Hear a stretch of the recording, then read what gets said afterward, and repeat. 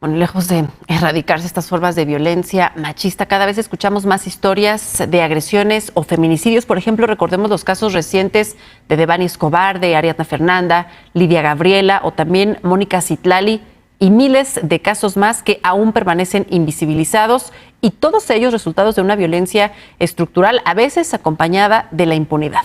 Precisamente para hablar de las diversas formas de violencia que enfrentamos las mujeres en América Latina y el Caribe, nos acompaña Julissa Mantilla Falcón. Ella es presidenta de la Corte Interamericana de Derechos Humanos. ¿Cómo estás, Julissa? Muchísimas gracias por esta entrevista. Muy buenas Bienvenida. noches. Muchas gracias a ustedes por la oportunidad. Pues este año ustedes promovieron en el marco del 25N una campaña Nos queremos vivas, libres y ejerciendo nuestros derechos en la gran diversidad de mujeres que habitamos en este planeta, mujeres afrodescendientes, mujeres indígenas, mujeres con discapacidad, mujeres de la comunidad LGBT.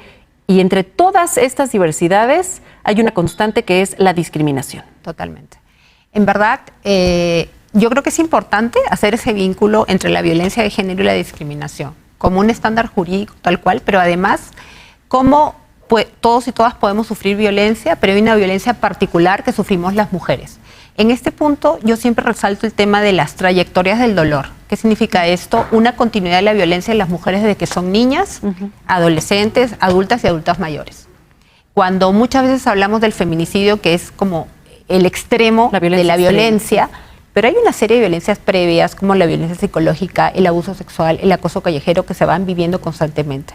Entonces, creo que es importante en este día, pero no solo en este día, resaltar el tema de la violencia vinculada a la discriminación, y además entenderla como un problema que no es solo de las mujeres. Muchas veces, las mujeres. No, no es solo de las mujeres, es un problema de toda la sociedad y tiene que afrontarse desde el enfoque de derechos humanos, ¿no?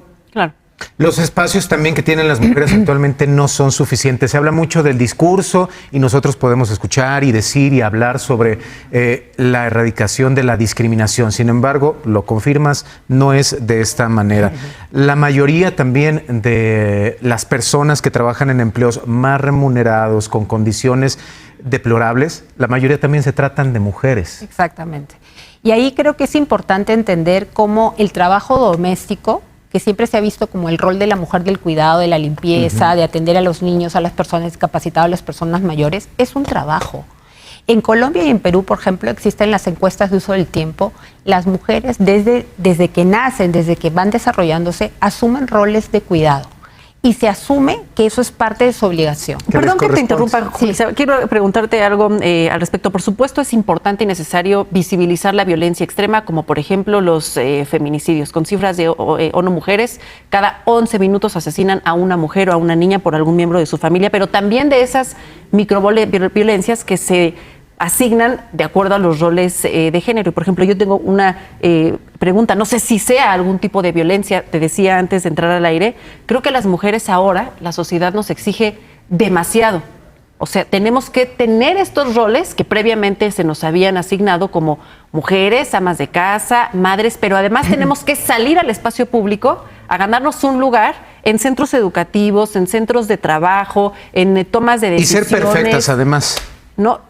¿Y cómo equilibrar eso? Eso creo yo que es un tipo de violencia. Yo lo enfrento y me siento violentada por eso. Sin duda. Y siempre, como hablábamos antes, se ha trabajado y está muy bien que las mujeres puedan salir del espacio privado del cuidado al espacio público. Pero creo que falta que los hombres recuperen ese rol en el espacio privado. Entonces, hay una carga extraordinaria en las mujeres. Hay yo lo que digo, una lupa sobre sus errores, ¿no? Y entonces es importante entender que toda la violencia no se limita al feminicidio o la violación sexual, el acoso callejero, el negarte las oportunidades, el poder. Hay cosas tan micromachistas que, por ejemplo, desde la manera como te tratan a una mujer, entra un hombre a una reunión y se asume que tiene la razón. La mujer tiene que probarlo. Entonces, eso es una constante. Por eso yo te decía, si desde chicas nos socializan para cuidar exclusivamente, yo quisiera hacer una pregunta en esta trayectoria del dolor que les planteaba. ¿Qué está pasando con las mujeres mayores? O sea, mujeres que tienen 70, 80 años y que se dedicaron a cuidar. Díganme ustedes, ¿qué pensión tienen? ¿Qué compensación de tiempo? No, absolutamente servicios de salud. Ninguno. Y entonces uno se empieza a pensar, desde toda esta complejidad y diversidad de las mujeres, yo fui relatora de los derechos de las mujeres, soy relatora de las personas mayores, totalmente invisibilizadas. Totalmente. Y aquí aprovecho, hoy en la mañana estuve en la Corte Suprema y hablamos también de esto, El tema del feminicidio. Todos estamos de acuerdo, el tema de la condena del feminicidio, pero yo sí quisiera hacer una pregunta, y qué bueno que estamos aquí para que la gente reflexione un poco en esto. Sin duda hay un problema gravísimo cuando las mujeres mueren, pero alguien se está preguntando qué pasa con los huérfanos del feminicidio. Claro. ¿Quién los está criando? O sea, un niño o una niña que a la madre, que es lo que más quiere en el mundo, la mata el papá. Entonces la mamá ya no está y el papá está en la cárcel. Y este niño o niña tiene que crecer con esa complejidad. Y además ser criada por las abuelas. Por otras mujeres quienes toman la responsabilidad y además, Julissa, el problema se vuelve todavía más fuerte cuando vemos que la violencia hacia las mujeres, los primeros lugares o las estadísticas más altas se encuentran en Centroamérica y el Caribe. Exactamente. Y fíjate también, y en esta dimensión de la violencia, por eso hoy día yo decía, es la violencia con una complejidad muy amplia y tiene que ver con la autonomía sexual y reproductiva.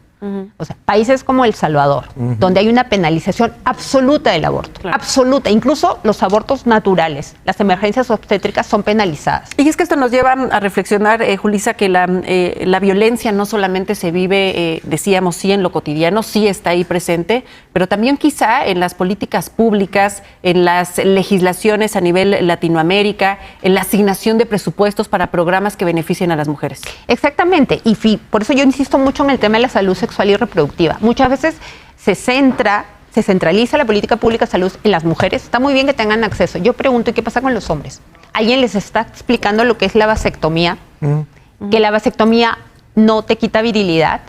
No, pareciera que es una responsabilidad de las mujeres, una carga de las mujeres. Como otras que nos dejan. Exactamente. Y que la vida sexual también se la pasan los hombres hacia las mujeres. Exactamente. ¿No? Y fíjate, hoy día yo estuve en la Corte Suprema y hablaba de una manera muy interesante el tema de los estereotipos de género. Una mujer que denuncia violencia sexual tiene que probar contra viento y marea que ella no quería. Yo pregunto, cuando una persona es sometida a tortura, terrible, pero nunca nadie le pregunta a la víctima de tortura si le gustó la tortura o con qué ropa estaba, pero a las mujeres sí. Entonces, si no cambiamos eso, vamos a seguir el próximo año hablando de qué terrible esta situación y vamos a seguir marchando. Y yo sí creo que si queremos acabar con la violencia contra la mujer, hay que hacer una autocrítica y decir, oiga, ¿y a mí cómo me socializaron? ¿Y qué cosas estoy haciendo? ¿No? Bueno, pues esperemos que no tardemos los 300 años que ONU Mujeres estima para alcanzar la igualdad de género. Mientras tanto, es necesario e importante hablar sobre la violencia, la prevención y la erradicación de la violencia de género. Muchísimas gracias, Julissa Mantilla Falcón, presidenta de la Comisión Interamericana de Derechos Humanos. Muchas gracias. Muchas gracias. Gracias.